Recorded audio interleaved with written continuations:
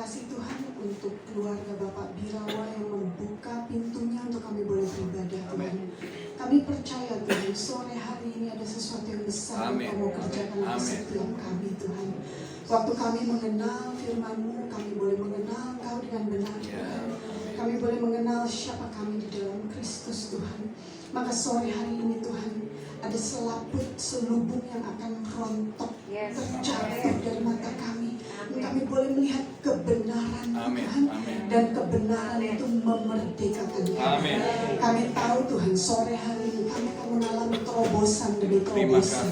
Apa yang menjadi pokok doa kami, apa yang menjadi kerinduan hati kami Tuhan, mujizat yang kami sedang nanti-nantikan Tuhan, itu akan datang begitu saja saat firman-Mu datang dan memberikan kami pewahyuan. Aku undang Roh Kudus saat ini Kau datang memberikan pewahyuan dan hikmat atas setiap kami. Biarlah Engkau yang berbicara, Engkau yang menyentuh hati kami, Engkau yang melayani setiap kami. Kami undang Engkau dan biarlah semua hati yang mendengar adalah tanah hati yang baik Tuhan. Sehingga setiap firman yang ditabur jatuh di tanah hati yang baik, yang akan menghasilkan buah sampai ratusan kali. Terima kasih Tuhan, ini doa kami di dalam nama Yesus kami berdoa dan mengucap syukur. Sama-sama kita katakan amin. Puji Tuhan. Shalom semua, silakan duduk. Saya merasakan satu atmosfer iman di tempat ini. Saya merasakan satu atmosfer ada kehausan dan kelaparan akan Tuhan di tempat ini.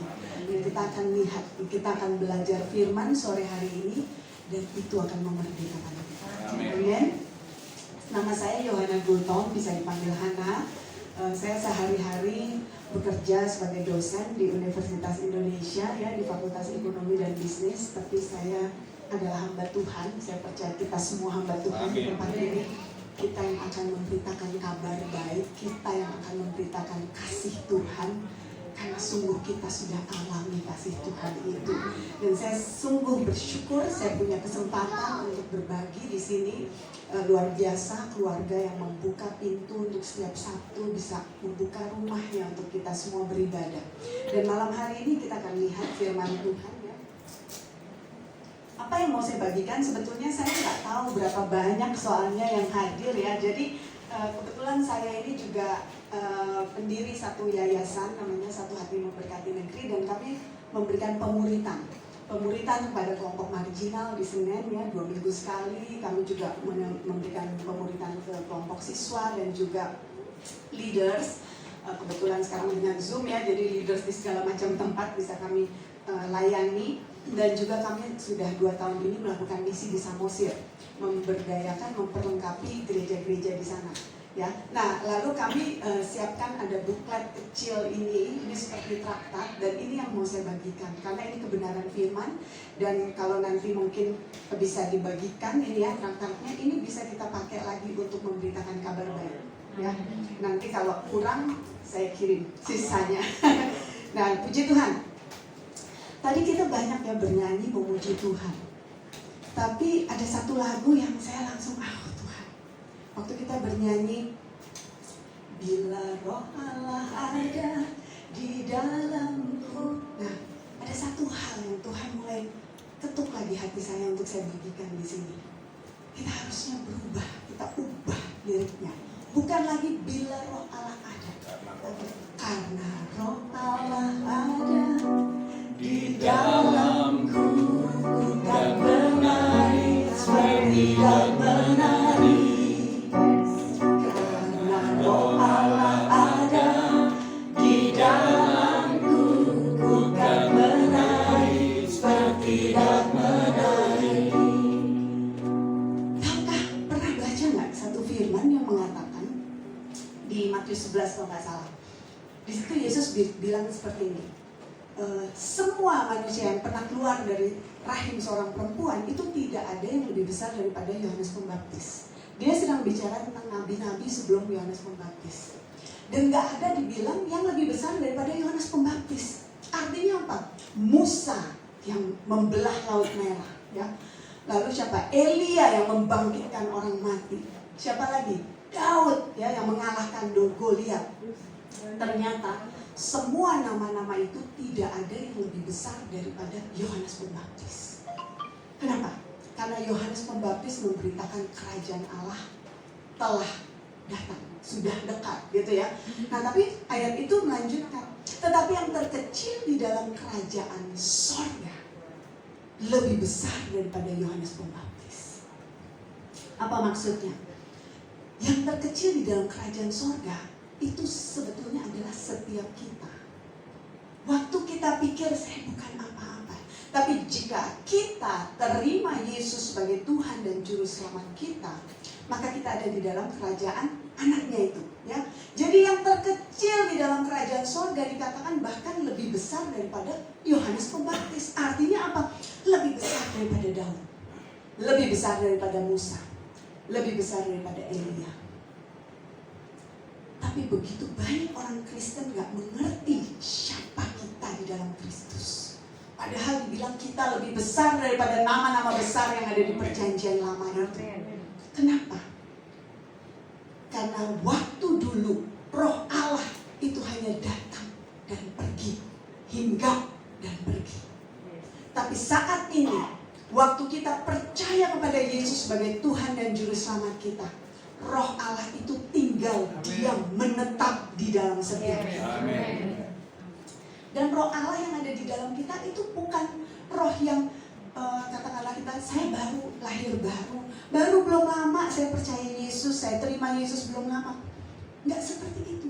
Roh Allah yang di dalam kita itu sebenarnya adalah roh yang sama yang ada di dalam Yesus 2000 tahun yang lalu waktu dia berjalan di muka bumi. Nah, satu kebenaran firman yang saya mau bagikan di sini adalah tentang hidup berkelimpahan itu adalah bagian kita di dalam Kristus. Dan waktu saya mau buka tadi dengan itu ya, karena tadi kita menyanyikan bila Roh Allah, tapi sekarang kita akan menyanyi karena Roh Allah ada di dalamku. Dan ini satu pewahyuan yang luar biasa. Maukah kita hidup berkelimpahan? Kita nggak akan pernah bisa alami ini kalau kita nggak punya pewahyuannya. Ya, hidup kelimpahan itu apa sih? Hidup dalam damai dengan Tuhan, ya, bebas dari sakit penyakit, ketakutan, stres, depresi, kekurangan, kemiskinan, hubungan yang rusak. Yesus datang pencuri, Yesus bilang ya, pencuri datang hanya untuk mencuri, membunuh, membinasakan. Tapi aku datang untuk memberikan kau hidup dan hidup yang berkelimpahan. Tapi untuk bisa mengalami hidup kelimpahan ini ada kabar baik yang harus kita imani. Kabar baik yang pertama, silakan Pak dilanjutkan. Lanjut lagi. Ya, kabar baik yang pertama itu bahwa Tuhan tuh mengasihi kita. Waktu awal ya, kalau saya renungkan lagi ya, Tuhan tuh luar biasa kasihnya pada kita loh. Kenapa? Karena sejak awal dia ciptakan manusia. Kita harus mengerti, sejak awal Tuhan ciptakan manusia, dia itu mau taruh rohnya diam di dalam manusia. Waktu dikatakan dia menciptakan Adam dengan tangannya ya, dengan tangannya dibentuk, tapi manusia itu baru menjadi makhluk yang hidup saat dia hembuskan nafasnya. Ya enggak? Waktu Tuhan menghembuskan nafasnya, maka dikatakan manusia itu menjadi makhluk yang hidup. Dan ini satu hal yang luar biasa. Kita, manusia ciptaan Allah, itu ternyata begitu berharga di mata Tuhan sampai dia itu menciptakan kita untuk dia hidup di dalam kita. Nah, hidup di sini bicara tentang persekutuan. Sejak awal Tuhan tuh mau bersekutu sama kita. Nah, apa yang terjadi saat manusia itu jatuh ke dalam dosa? Dikatakan, jika engkau makan buah pohon yang baik dan yang jahat ini, pastilah engkau mati. Tapi Adam waktu itu gak langsung mati ya. Adam sama Hawa masih gak langsung mati, dia masih hidup ratusan tahun lagi. Kata mati di situ bicara tentang kematian rohani, terpisah dari Allah. Roh Allah yang tadinya diberikan kepada manusia untuk tinggal di dalam manusia itu terpisah. Jadi kematian di situ bicara tentang kematian rohani. Itu sebabnya saat ini kalau orang tidak di dalam Kristus, rohnya masih tetap mati. Karena kematian rohani itu bukan bicara tentang dari ada jadi nggak ada, lenyap gitu, bukan. Kematian rohani di situ bicara tentang kematian terpisah dari Tuhan. Tapi bayangin ya, Tuhan itu begitu mengasihi kita sampai-sampai Dia itu mau turun ke dalam dunia untuk menebus kita. Kenapa? Yohanes 3 ayat 16 mengatakan tujuan dari salib itu ternyata bukan sekedar untuk mau menghapus dosa kita. Ya, kalau kita baca, kita semua pasti tahu ayat ini. Karena begitu besar kasih Allah kan dunia ini, sehingga Ia telah mengaruniakan Anaknya tunggal, supaya setiap orang yang percaya kepadanya tidak binasa, tapi belum titik, melainkan beroleh hidup yang kekal. Hidup kekal, banyak orang Kristen berpikir nanti kalau kita mati masuk ke surga. Tapi ternyata Yohanes 17 ayat 3, Yesus waktu sebelum dia diserahkan, dia berdoa ya. Dia berdoa, Bapa, biarlah mereka mengenal Engkau. Dan biarlah, di sini ya, Yohanes 17 ayat 3, inilah hidup yang kekal itu, yaitu bahwa mereka mengenal Engkau satu-satunya Allah yang benar, dan mengenal Yesus Kristus yang telah Engkau utus. Artinya ada Allah yang gak benar. Kata mengenal di sini, kalau kita lihat bahasa Yunaninya itu ginosko. Ginosko ternyata bicara tentang hubungan yang intim.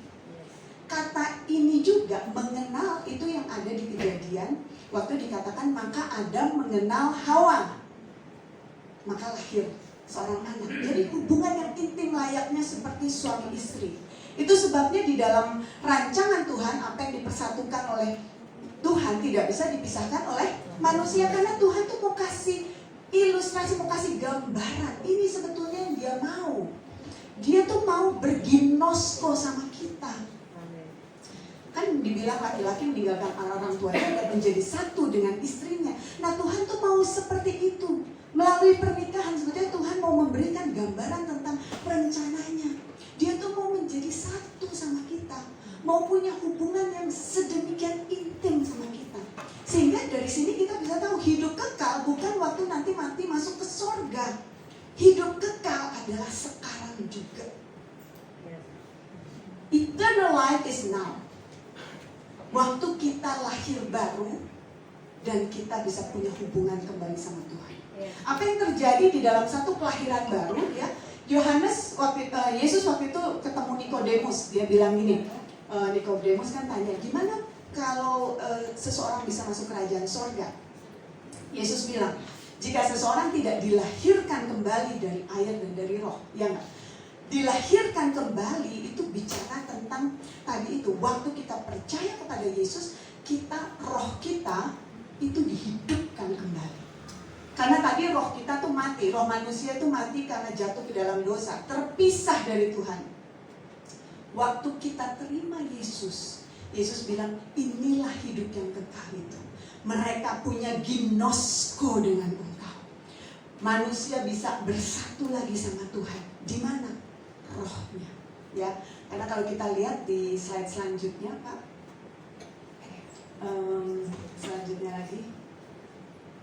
Selanjutnya lagi, terus ya di sini ya, selanjutnya lagi di sini saya mau agak sedikit lompat ya.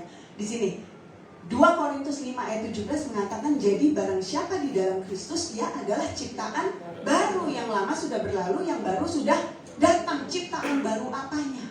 Nah, di sini kita bisa lihat ya, 1 Tesalonika 5 ayat 23 itu mengatakan manusia itu terdiri dari roh, jiwa, dan tubuh.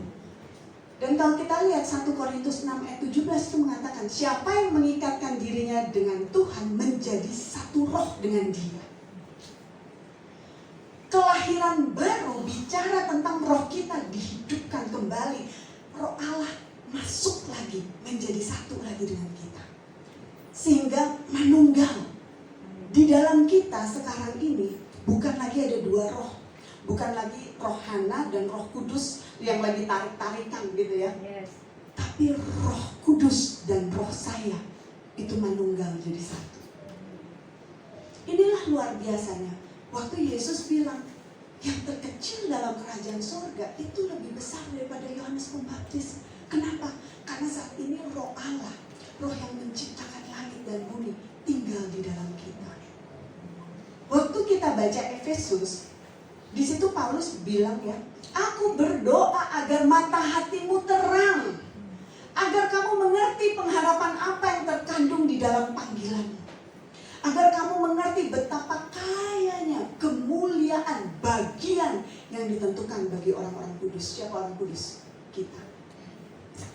Dan betapa hebat kuasanya bagi mereka yang percaya, yaitu kuasa sesuai dengan kuasa yang dipakai untuk membangkitkan Yesus dari antara orang mati dan mendudukan dia di sebelah kanan Bapa di surga. Seperti itu loh sebetulnya kita. Waktu seseorang ada di dalam Kristus, dia menjadi ciptaan yang baru. Rohnya dihidupkan kembali. Kenapa? Karena roh Allah datang menjadi satu dengan roh kita. Dan kita diberi kuasa untuk menjadi anak-anak Allah ya. Dikatakan juga Efesus 1:19-20 tadi ya, betapa hebat kuasanya bagi kita yang percaya. Ada banyak tapi orang Kristen gak mengerti ini. Dia gak mengerti identitas yang sesungguhnya yang dia punya. Dia pikir saya bukan apa-apa, saya kecil, saya pendidikan saya kurang, saya gak punya pekerjaan yang baik, saya bukan siapa-siapa. Tapi sore hari ini saya mau beritakan kabar baiknya. Setiap kita yang ada di dalam Kristus, kita adalah ciptaan baru. Dan sebagai ciptaan baru, roh Allah itu ada di dalam kita.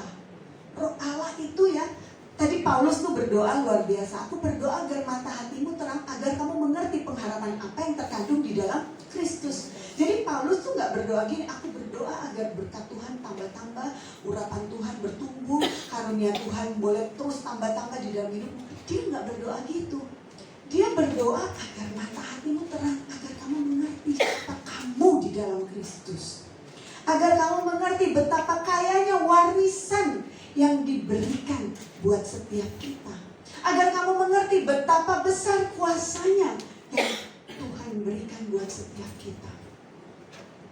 Nah, kalau kita gak mengerti gini, kita gak akan pernah bisa ngalamin hidup yang berkelimpahan. Kenapa? Karena bahkan cara kita berdoa aja seringkali salah, Bapak Ibu.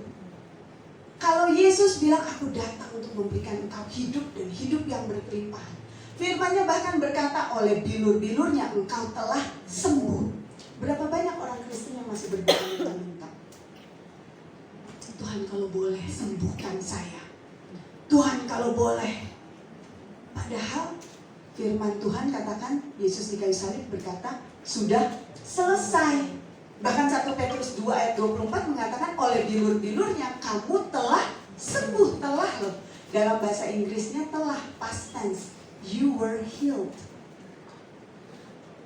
Kenapa kita gak bisa terima kesembuhan kita? Karena kita gak tahu identitas kita. Nah, kita akan lihat ya.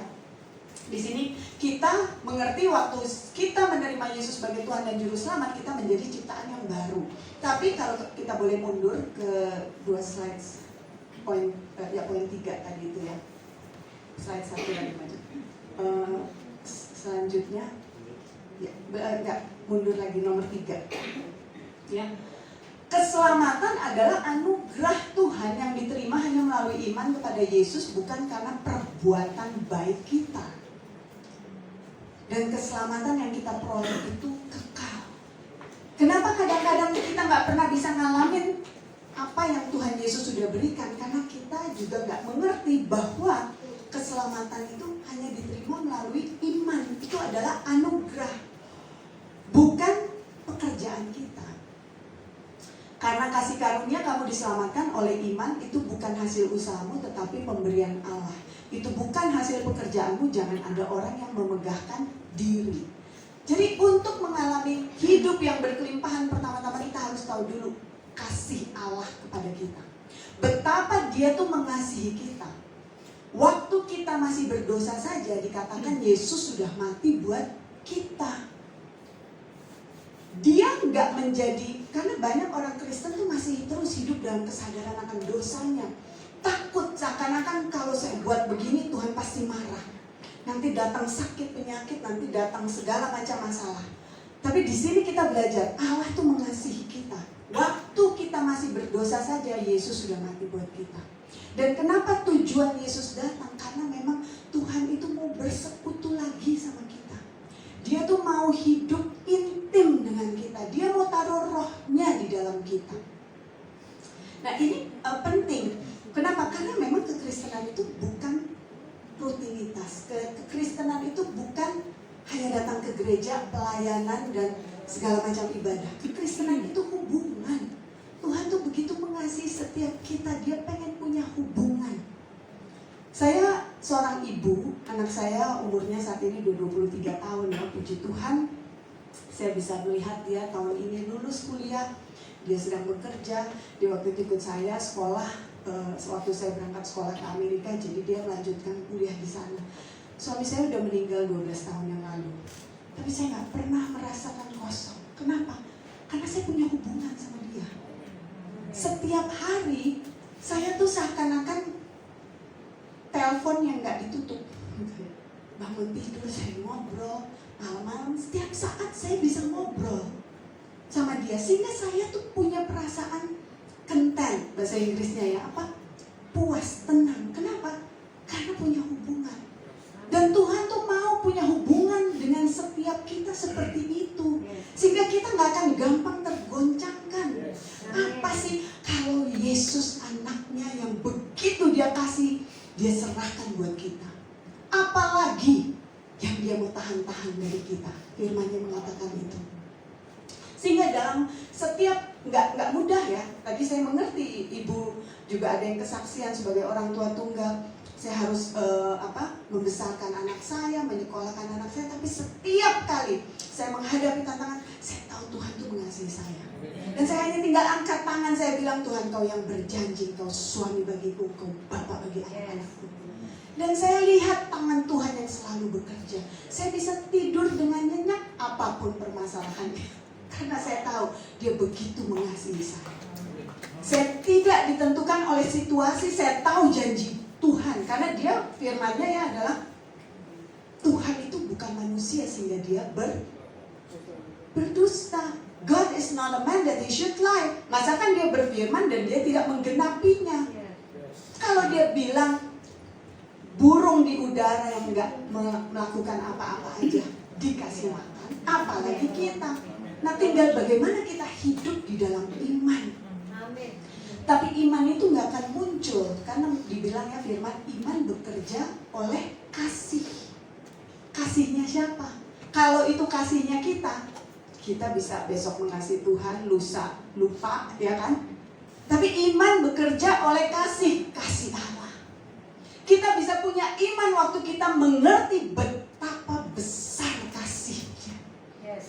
Dia yang bahkan mau mati untuk bisa punya hubungan lagi sama kita. Ada satu lagu bahasa Inggris namanya judulnya Reckless Love.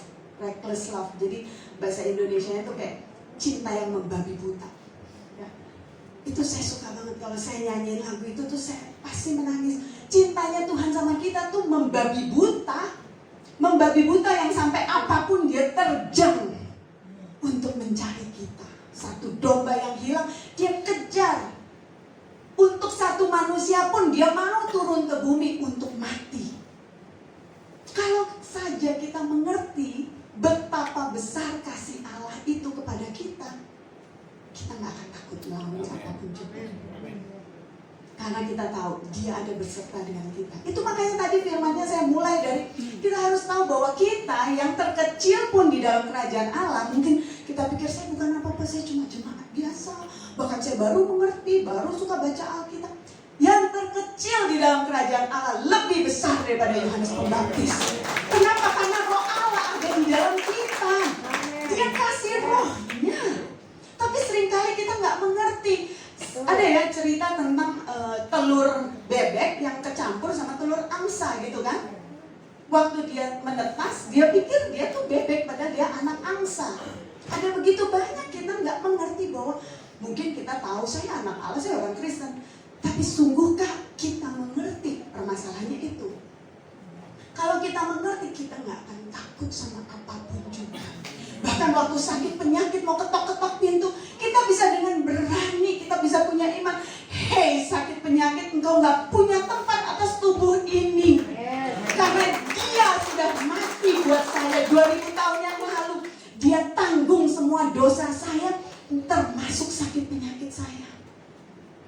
Oh, saya harus bicara ini karena saya lihat ya belakangan ini ya, kematian iblis itu memang sungguh-sungguh lagi bekerja keras untuk mencuri, membunuh, membinasakan lewat berbagai macam hal, termasuk juga sakit penyakit.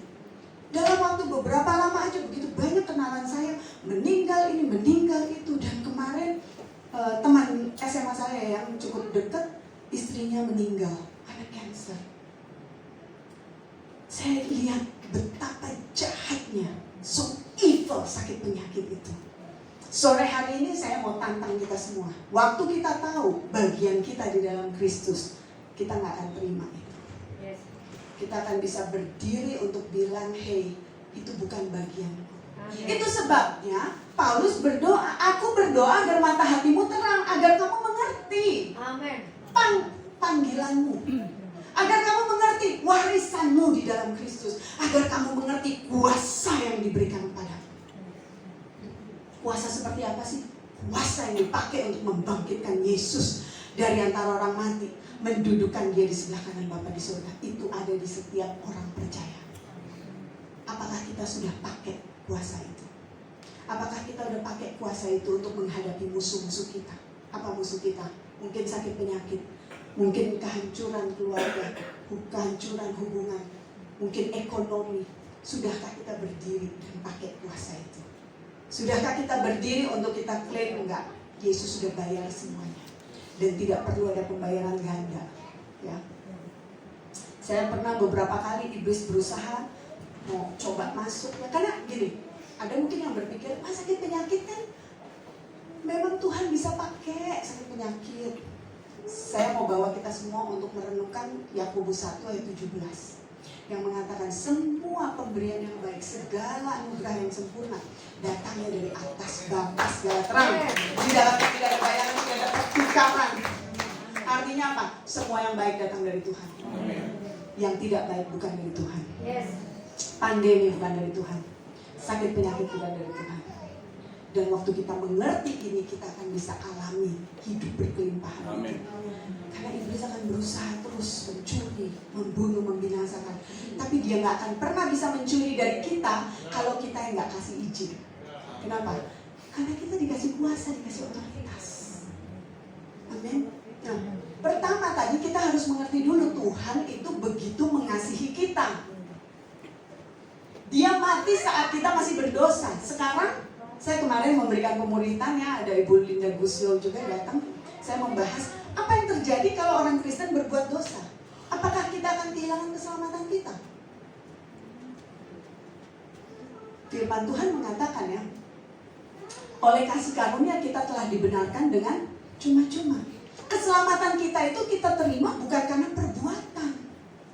Keselamatan kita itu adalah kedudukan benar di hadapan Tuhan. Manusia kehilangan, berubah statusnya dari anak Allah menjadi manusia berdosa itu waktu Adam jatuh ke dalam dosa. Dan sejak saat itu manusia itu statusnya manusia berdosa. Bisa nggak berbuat baik? Manusia berdosa bisa, tapi itu tidak akan pernah bisa mengubah status. Kenapa? Karena status itu adalah anugerah yang kita terima oleh iman, ya. Sebab karena kasih karunia kamu diselamatkan oleh iman, itu bukan hasil usahamu, itu tapi pemberian Allah. Itu bukan hasil pekerjaanmu, jangan ada orang yang memegahkan diri. Nah, saat kita percaya kepada Yesus, status kita seketika itu juga menjadi orang benar. Anak Allah, ciptaan baru, yang dikuduskan. Masih bisa nggak kita berbuat dosa? Selama kita masih ada di dalam daging ya. Yakobus 2 ayat 14 itu bahkan, saya lupa 2:14 atau 2:17 itu bahkan mengatakan gini, jika kamu tahu berbuat yang baik tapi kamu tidak melakukannya, kamu telah berdosa. Jadi dosa itu bukan hanya apa yang dilakukan, bukan yang serem-serem aja. Waktu kita tahu apa yang baik kita tidak lakukan, itu aja udah dosa. Dari mana kita bisa pastikan kita tidak pernah lagi jatuh ke dalam dosa setelah kita ada di dalam Kristus? Tapi apapun yang kita lakukan, karena kita terima keselamatan hanya melalui iman kita kepada Kristus. Status itu tidak akan berubah selama kita percaya pada Yesus. Walaupun kita nggak akan panjang-panjang ya, tapi bukan berarti kita bisa main-main sama dosa. Kenapa? Iblis hanya datang untuk mencuri. Dia akan bikin kita untuk jauh dari Tuhan sampai akhirnya kita menyangkal Dia. Pada saat kita tidak punya lagi iman kepada Kristus Yesus, kita bisa kehilangan keselamatan kita.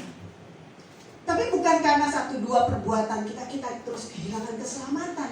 Nah, kabar baik yang ketiga ini kita harus pahami bahwa keselamatan diterima hanya melalui iman kepada Yesus, bukan karena perbuatan. Sehingga apa? Supaya kita nggak gampang ditipu sama iblis. Kenapa? Karena dia hanya akan datang menipu kita, bilang bahwa kamu nggak layak. Kamu habis buat apa tadi? Kamu habis jatuh, kamu habis ngomel, kamu habis berbohong, kamu habis apa? Tapi waktu kita tahu enggak, aku statusnya adalah orang yang telah diselamatkan. Karena itu aku terima hanya melalui imanku kepada Kristus. Dan itu adalah anugerah. Kita bisa menolak semua tipu daya iblis itu. Amin. Kita bisa bilang tidak. Tuhan berkenan kepadaku. Dia yang sudah membenarkan aku. Ya, dibilang tadi di dalam Roma 3:21, oleh kasih karunia telah dibenarkan dengan cuma-cuma. Dan Ibrani 9:12 mengatakan, dan dengan itu ia telah mendapatkan kelepasan yang kekal. Karena ia telah masuk satu kali untuk selama-lamanya ke dalam tempat kudus dengan membawa darah anaknya sendiri. Artinya apa? Dosa kita yang dulu, yang sekarang, sama yang akan datang, itu semua sudah dibayar lunas. Saat ini kita dibenarkan hanya karena iman kita kepada Yesus Kristus. Itu kabar baiknya. Begitu besar kasih Allah kepada kita. Dia mau mati bahkan waktu kita masih berdosa.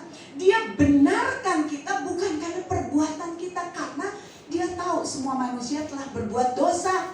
Dan upah dosa adalah maut. Dan sekarang kalaupun kita mau berusaha mempertahankan keselamatan kita dengan berbuat baik, itu semua sia-sia.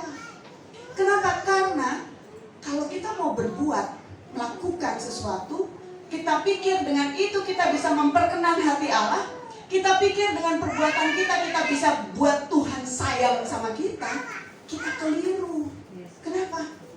Karena nggak ada perbuatan baik yang bisa membuat status kita benar di hadapan Tuhan. Hukum Taurat itu ada 613 ya. Itu satu dilanggar, satu gagal, semuanya gagal.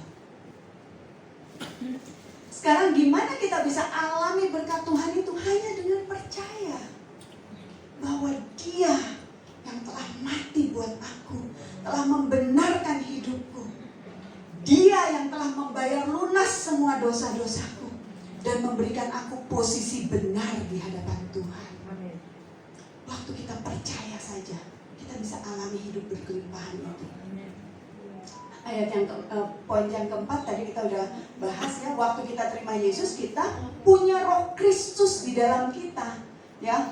Jadi di dalam Kristus kita adalah ciptaan yang baru. Selanjutnya, dan roh kita sebagai orang percaya dimeteraikan dengan Roh Kudus dan identik dengan roh yang ada di dalam Yesus 2000 tahun yang lalu. Ya, kita lihat Efesus 1 ayat 13 ya. Di dalam Dia kamu juga ketika kamu mendengar firman kebenaran, yaitu Injil keselamatanmu, di dalam Dia kamu juga ketika kamu percaya dimeteraikan dengan Roh Kudus. Roh Kudus yang ada di dalam kita, yang sudah menyatu sama roh kita, itu menjadi meterai. Dia tidak akan pergi. Dia berjanji, Yesus berjanji, sekali-kali aku tidak akan meninggalkan engkau, sekali-kali aku tidak akan membiarkan engkau. Nah, artinya apa? Roh yang ada di dalam kita itu identik. Identik itu apa? Sama persis sama roh yang ada di dalam Yesus. Itu sebabnya 1 Yohanes 4 ayat 7 mengatakan, karena sama seperti Dia, kita juga ada di dalam dunia ini. Kita tuh so powerful loh Bapak Ibu. Kalau saya lagi pelayanan di daerah ya, saya suka tanya, tahu film Star Wars nggak? Udah nggak tahu. Tapi kalau di sini pada tahu ya film Star Wars ya. Istilahnya tuh kalau mereka udah bicara apa, the force is with us gitu. Itu dia niru Alkitab. Harusnya kita yang bisa bilang kayak gitu. The force is with us because His Spirit, Roh Allah ada padaku. Dan sama seperti dia, ya kalau di dalam bahasa Inggrisnya itu benar, as He is. Saat ini Yesus ada di mana? Di sorga. So are we in this world. Seperti itu kita di bumi. Jadi kita tuh so powerful, Bapak Ibu. So powerful. Saya percaya malam hari ini kita semua akan dibangkitkan, dibukakan matanya ya. Makanya Yesus bilang, Matius 16 ayat 19, kepadamu akan aku berikan kunci kerajaan sorga. Apa yang kamu lepas di bumi terlepas di sorga. Apa yang kamu ikat di bumi terikat di sorga. Yesus waktu itu ngomong sama Petrus, dia bilang gini ke murid-muridnya, kata orang-orang siapa aku ini? Ya terus muridnya bilang, dia bilang kamu yang pembaptis, kamu nabi, ya kamu yang akan datang segala macam. Tapi Yesus bertanya sama Petrus, menurut kamu siapa aku ini? Dan sore hari ini juga Tuhan akan bertanya kepada setiap kita, menurut kamu siapa aku ini?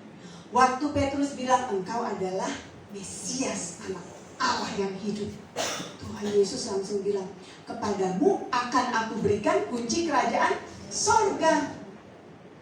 Apa yang kamu ikat di bumi, kerajaan maut tidak berkuasa atasmu. Apa yang kamu ikat terikat di sorga. Apa yang kamu lepas terlepas di sorga.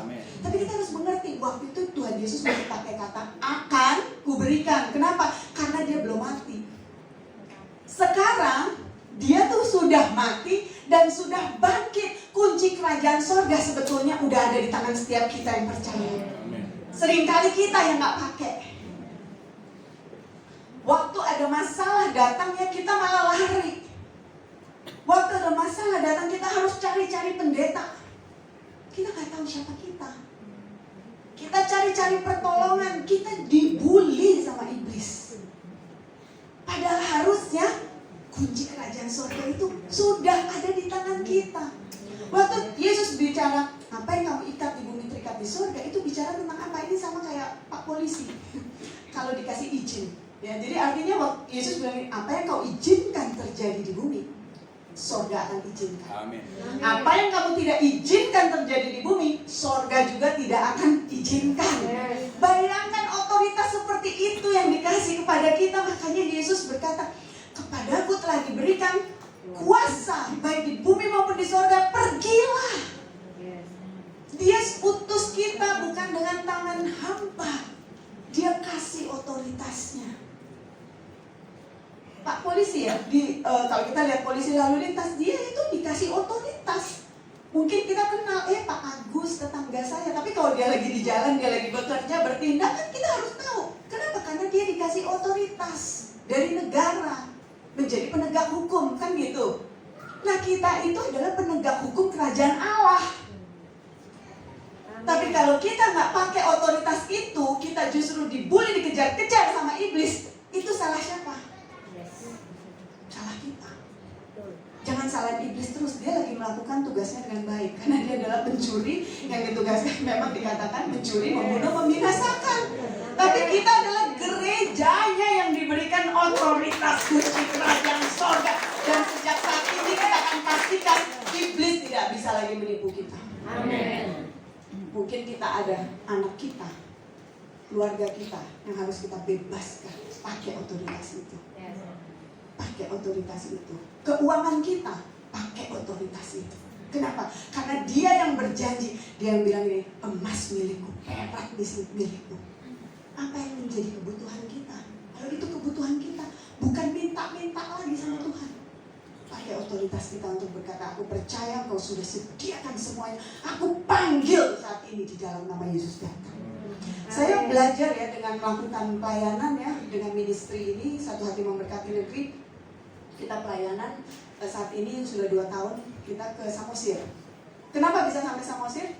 Karena tahun 2020 saya melakukan penelitian ilmiah ya tentang konflik lahan dan apa namanya investasi.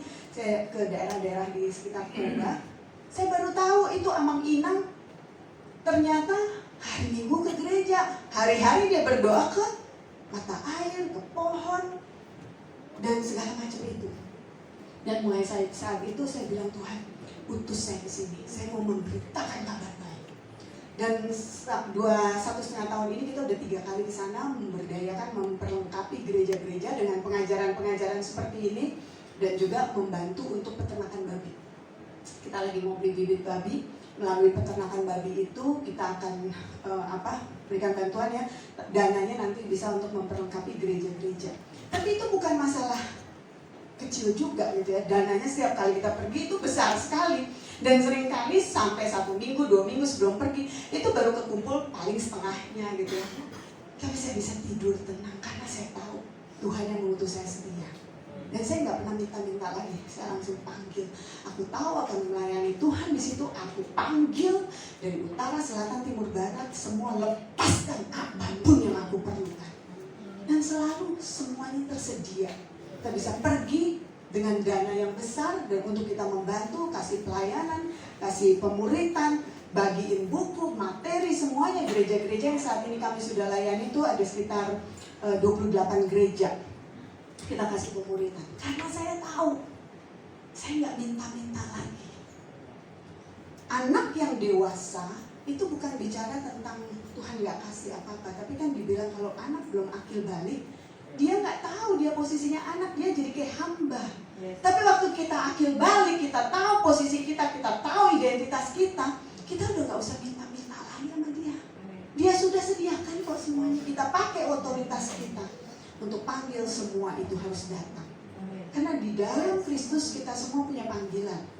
Efesus 2 ayat 10 mengatakan ya, karena kita adalah ciptaan Allah, diciptakan di dalam Kristus Yesus untuk melakukan pekerjaan baik yang dia sudah siapkan sebelumnya. Sebelumnya itu kapan? Sebelum dunia diciptakan dia udah tahu tuh untuk Bu Shana, untuk saya, untuk Ibu Carol. Dan dia mau kita hidup di dalamnya. Waktu kita tahu kita hidup di dalam panggilan Tuhan itu, kita bisa pakai otoritas kita untuk mengatakan apapun yang aku lakukan, aku akan berjalan menyelesaikan rencana Tuhan itu. Nah, kita harus tahu kita diberikan otoritas itu. Nah, di sini kita juga harus belajar bahwa roh yang ada di dalam kita itu identik. Identik itu artinya apa? Sama. Karakternya, sifatnya, kuasanya, semuanya itu sama. Itu sebabnya waktu kita mengerti tentang hal ini, Yesus Allah dengan segala kepenuhannya itu saat ini hidup di dalam kita. Makanya di dalam Efesus ya, Paulus bilang gini, dia yang adalah kepala, engkau adalah tubuh, yaitu kepenuhan akan dia. Allah dengan segala kepenuhannya itu tinggal di dalam kita. Artinya apa? Segala kepenuhannya ya ada segala kepenuhannya. Kalau dia punya 9 buah roh, artinya itu ada di dalam kita. Jadi cara kerja kita, cara melihat kita akan berbeda. Karena kita nggak lagi minta, Tuhan aku masih butuh penguasaan diri, Tuhan tolong berikan. Kayaknya Tuhan dari surga akan kirimkan itu ya. Tapi kita harus tahu bahwa roh Allah ada di dalamku. Dengan segala kuasanya, buah rohnya ada di dalamku. Yang penting sebetulnya bagaimana kita belajar mengaktifkan iman kita agar semua itu bisa kita tarik keluar. Begitu juga karunia. Begitu juga segala kuasa yang ada di dalam Roh Kudus itu ada di dalam kita. Nah, selanjutnya,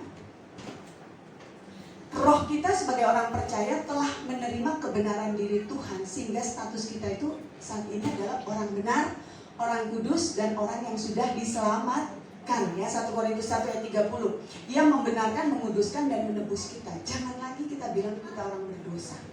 Aku adalah orang benar yang sudah dibenarkan. Melalui apa? Melalui iman kita kepada Kristus, bukan karena perbuatan kita. Kebenaran Allah karena iman dalam Yesus Kristus. Nah, kebenaran ini maksudnya apa sih? Ini ilustrasinya kalau kita ada di pengadilan ya. Seseorang yang salah di pengadilan itu kan statusnya orang bersalah. Akan ada pengacara ya, jaksa penuntut yang akan menuntut kamu tuh bersalah, kamu harus dihukum. Tapi ada juga pembela. Nah, Yesus itu pembela kita.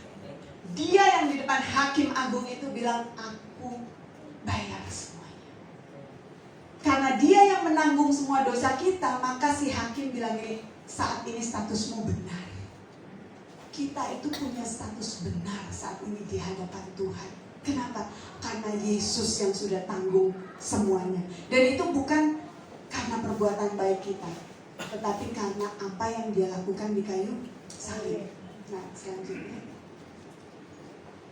Nah, sebagai orang percaya yang sudah menjadi ciptaan baru, tadi saya sudah jelaskan perbuatan dosa tidak lagi dapat mencemari roh kita, tetapi bisa mencemari jiwa dan tubuh kita. Karena kita manusia ini, roh kita sudah diselamatkan, sudah sempurna, perfect. Ya, artinya bahkan waktu di firman Tuhan katakan gini, to be absent from this body is to be present with the Lord. Waktu kita meninggalkan tubuh ini, roh kita seketika itu juga ada di dalam hadirat Tuhan. Tapi masalahnya kita masih punya jiwa, kita masih punya tubuh. Jiwa ini yang masih harus diselamatkan setiap hari. Artinya apa? Harus diubahkan terus untuk mengerti siapa kita di dalam Kristus. Kita nggak boleh lagi hanya kesadarannya tentang dosa. Karena begitu banyak orang Kristen ya dibilang di sini ya, Ibrani 10 ayat 2b mengatakan sebab mereka melakukan ibadah itu tidak sadar lagi akan dosanya.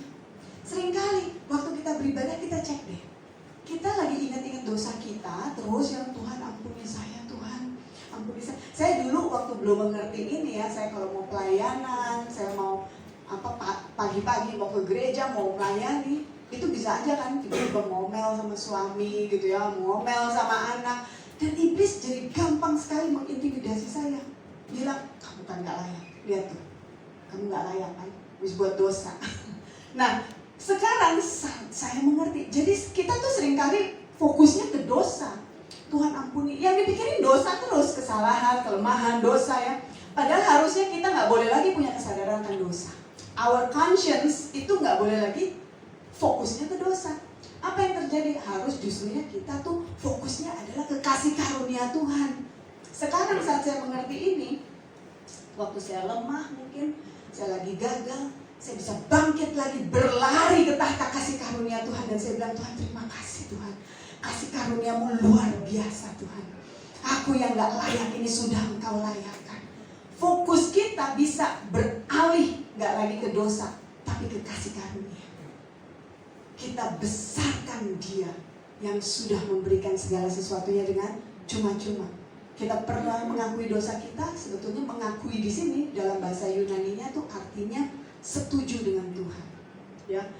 1 Yohanes 1 ayat 9 ini bukan bilang waktu setiap kali kita dosa kita kehilangan keselamatan kita harus mengaku lagi supaya diselamatkan lagi. Enggak, sekali untuk selama-lamanya. Dia sudah mati buat kita. Kenapa kita masih terus perlu mengaku? Itu artinya kita bersepakat sama Tuhan. Tuhan, aku tahu apa yang aku lakukan tadi itu gak sesuai dengan firman-Mu. Tapi aku mengucap syukur untuk kasih karunia-Mu yang bahkan sudah mengampuni semua dosa-dosa, sehingga kita bisa terus berjalan berkemenangan. Slide selanjutnya. Identitas kita yang sesungguhnya, jadi kita harus mengerti saat ini adalah manusia roh kita di dalam Kristus. Jadi kita semua ini adalah manusia roh yang memiliki jiwa dan tinggal di dalam tubuh. Identitas kita di hadapan Tuhan yang Tuhan lihat, identitas kita itu adalah siapa kita di dalam roh. Mungkin sehari-hari saya dosen, saya ibu, tapi di dalam roh saya adalah anak Allah. Di dalam roh saya adalah ciptaan baru. Di dalam roh saya adalah orang yang sudah dibenarkan, yang sudah dikuduskan, dan yang sudah diselamatkan. Dengan cara itu, makanya dibilang ya, penyembah yang benar menyembah Allah di dalam roh dan kebenaran. Kita hanya bisa ya, tidak ada orang yang sebetulnya bisa menyembah Tuhan selain di dalam roh. Artinya apa? Di dalam identitas rohani kita, bahwa kita itu sudah dibenarkan. Tuhan itu berkenan sama kita di dalam roh dan kebenaran, bahwa kita itu sudah dibenarkan sama Tuhan. Hanya waktu kita tahu bahwa aku ini anak Allah, aku sudah dibenarkan, statusku adalah orang benar, kita bisa datang menyembah Dia sebagai penyembah yang benar. Ya. Nah, memang yang menjadi kendala adalah apakah kita sepakat dengan siapa kita di dalam roh? Yang kita lihat itu siapa? Kalau kalau kita masih fokus saja kepada manusia lama kita nggak akan pernah bisa ngalamin hidup berkelimpahan itu. Karena kita pikir kita nggak layak, ya. Tapi waktu di sini dikatakan Roma 12 ayat 2, tapi berubahlah oleh pembaharuan budimu. Ini bicara tentang kita harus terus melakukan proses perubahan akal budi. Nah, saya mungkin sedikit ya supaya kita juga nggak capek, nggak ngantuk. Mungkin saya butuh 5 menit lagi ya supaya kita bisa selesaikan. Saya butuh 4 orang volunteer. Bisa di sini? Relawan 4 orang.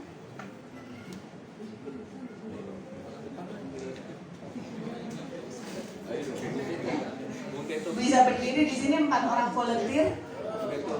Wah, ini ada Bapak satu. Terima kasih Bapak.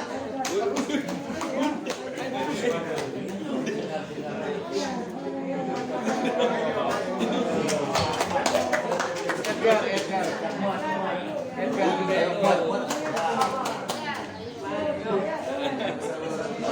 lagi.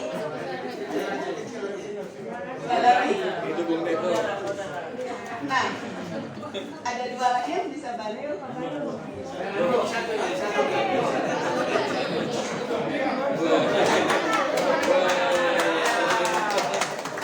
Mungkin satu lagi laki-laki.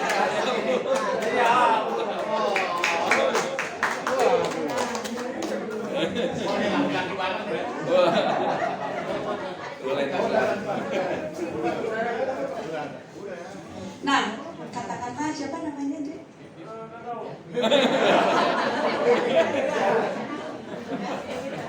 Edgar, oke. Edgar itu terdiri dari roh, jiwa, dan tubuh. Saat Edgar di sini ya, Edgar mungkin di sini ya, roh Allah ini, roh Allah. Sebelum Edgar terima Yesus sebagai Tuhan dan Juru Selamat, sebelum dia mengalami kelahiran baru, rohnya tuh mati. Rohnya tuh terpisah dari Allah. Ya, tapi saat Edgar menerima Yesus sebagai Tuhan dan Juru Selamat, roh Allah itu datang nih.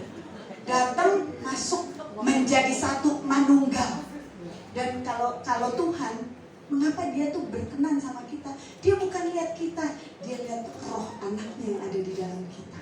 Ya, roh Allah ada di sini, bisa berdiri di depan Edgar. Yang Tuhan lihat tuh selalu roh anaknya. Kenapa? Karena roh kita dan roh anaknya udah jadi satu.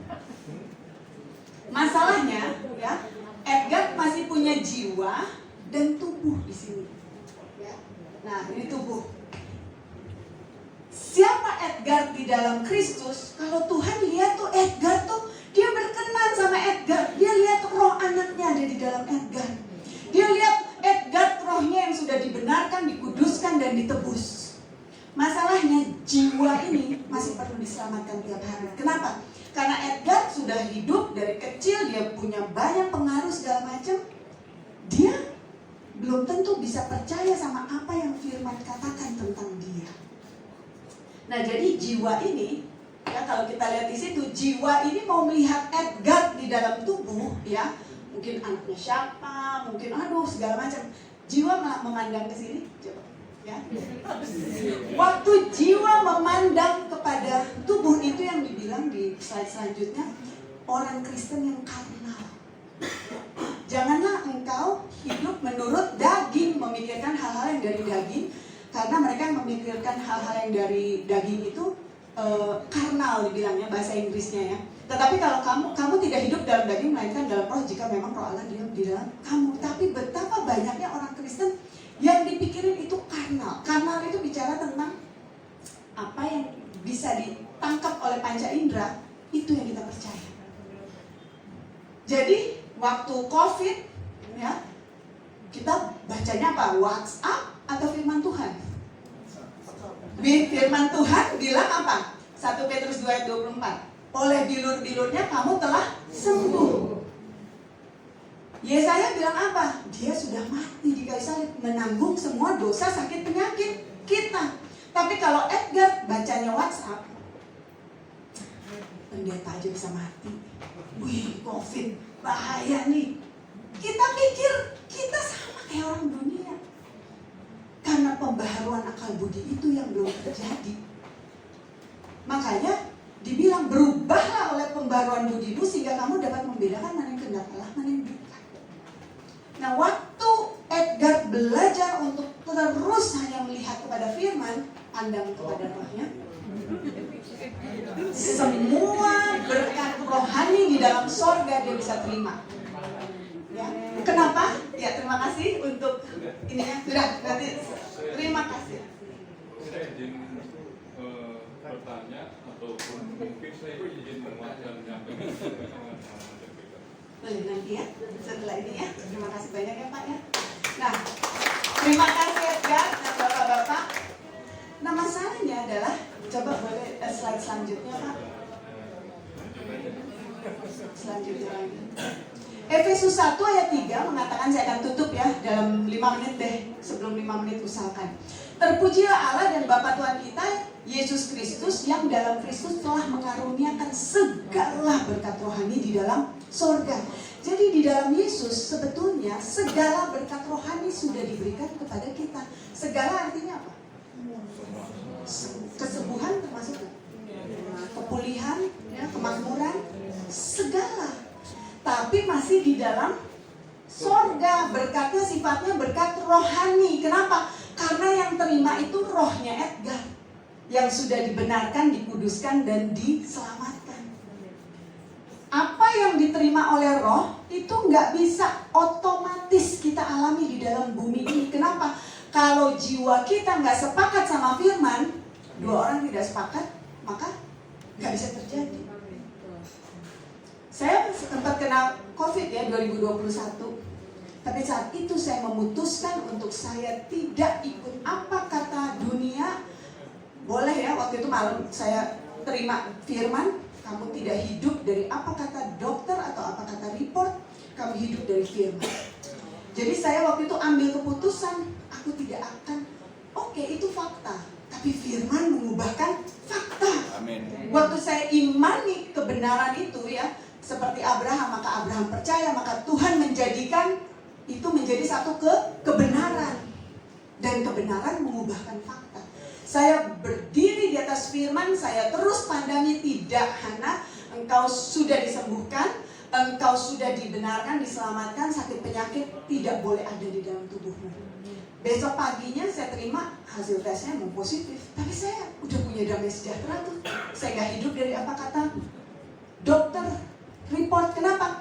Karena apapun di dalam dunia ini bisa berubah. Tapi firman Tuhan tinggal tetap. Hasil COVID bisa berubah jadi negatif. Tapi firman Tuhan tinggal tetap.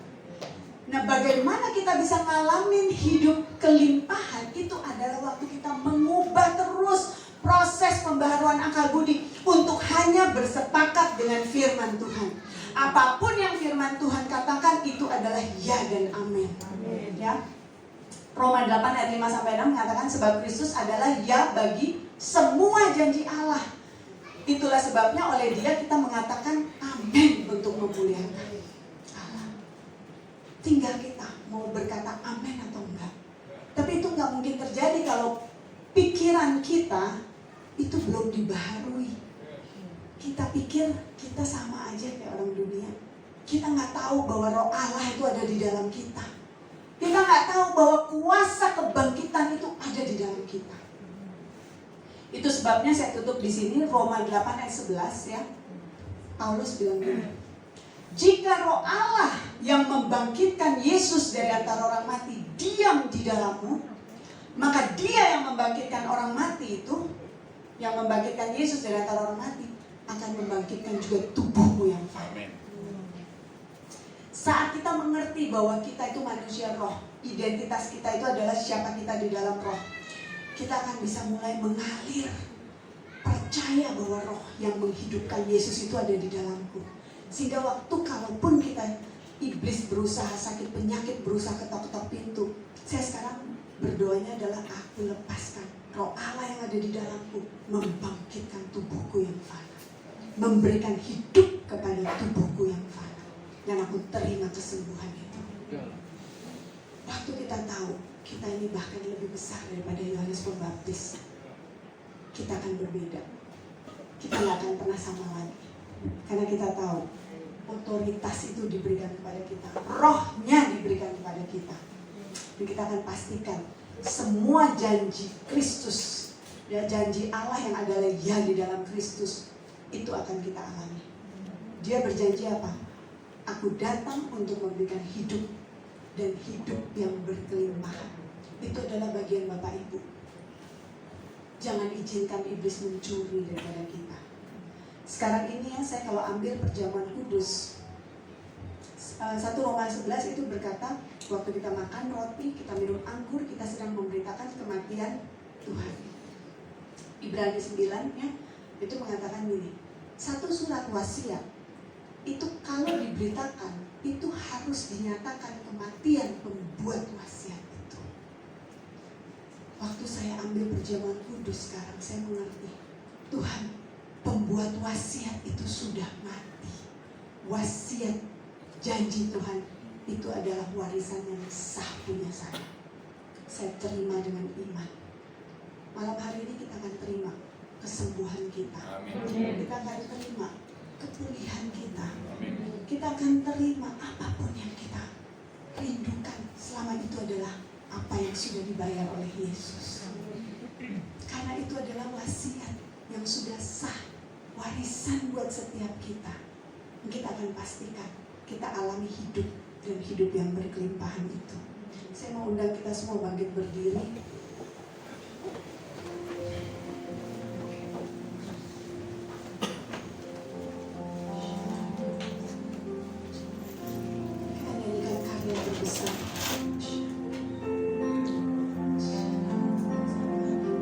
Yesus, terima kasih Tuhan. Malam hari ini kabar baik itu telah diberitakan Tuhan, bahwa Engkau datang untuk memberikan hidup dan hidup yang berkelimpahan Tuhan.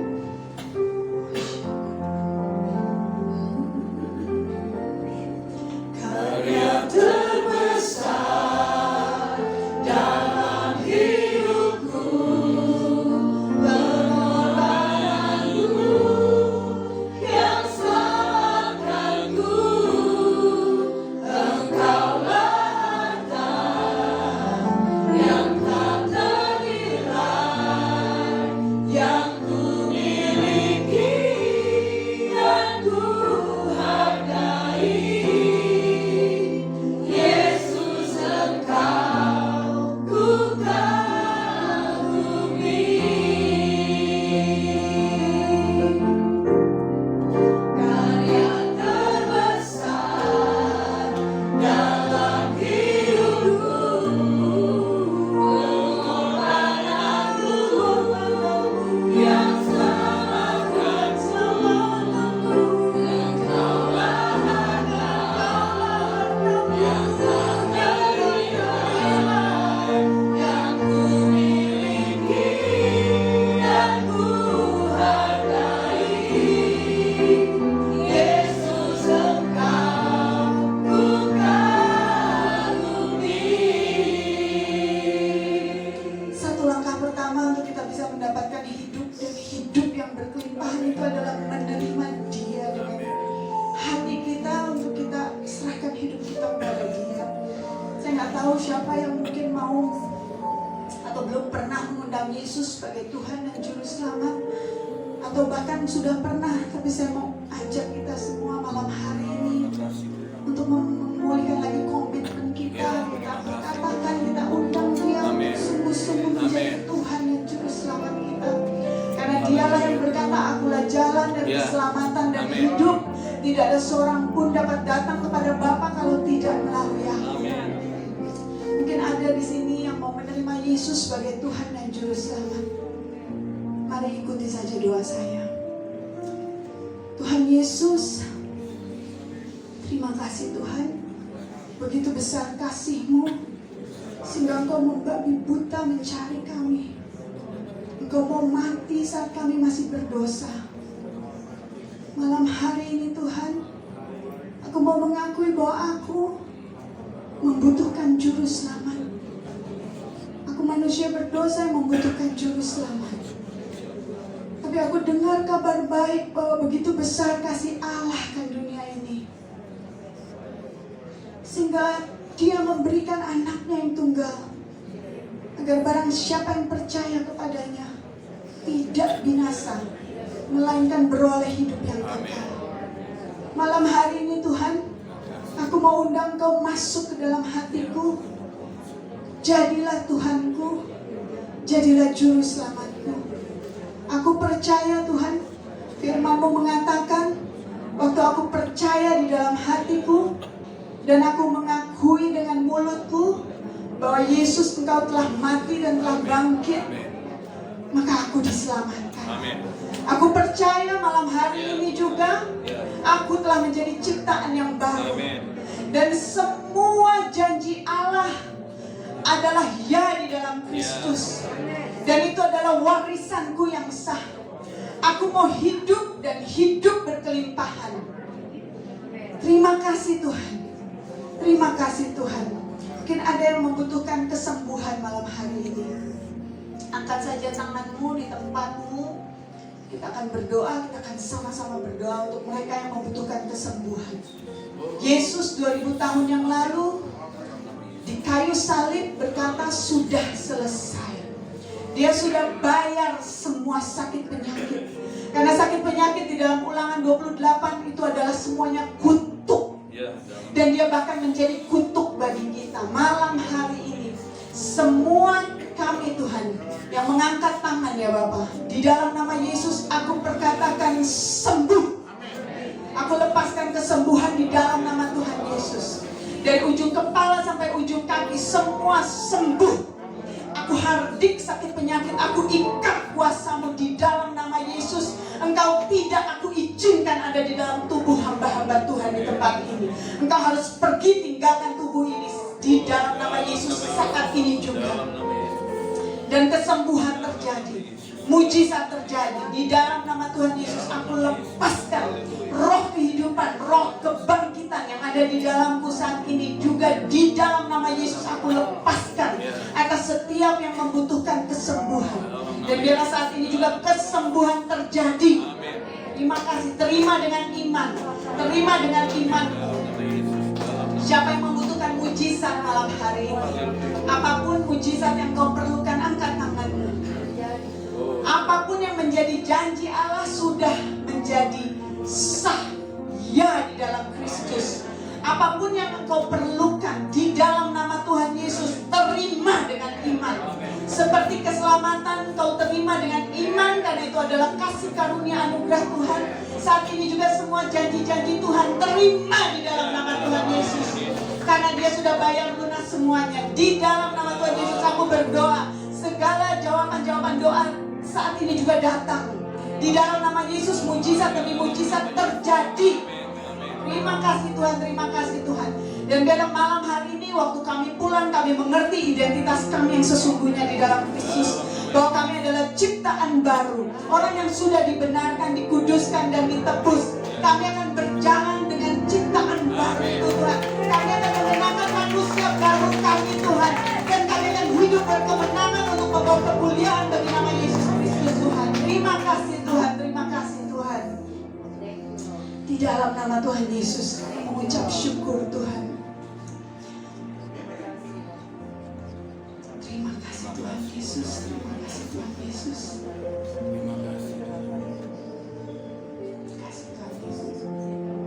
Kuasa-Mu Tuhan, terima kasih untuk telah Kau nyatakan. Biarlah kasih-Mu yang memenuhi hati setiap kami pada malam hari ini Tuhan. Kami tahu Tuhan, Kau begitu mengasihi kami Tuhan. Engkau tidak ragu-ragu untuk memberikan anak-Mu pada kami. Dan kami tahu Tuhan, apapun yang menjadi pokok doa kami sudah terima. Amin. Terima kasih Tuhan. Terima kasih Tuhan. Di dalam nama Yesus. Amin.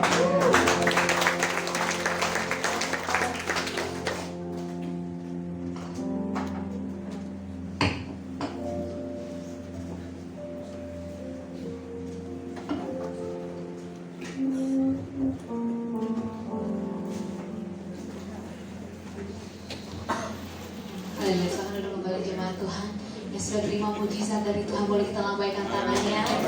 Haleluya, kita tepuk tangan buat Tuhan Yesus. Firman yang luar biasa untuk menguatkan setiap kita anak-anak Tuhan di tempat ini melalui hambanya, boleh memberkati setiap kita.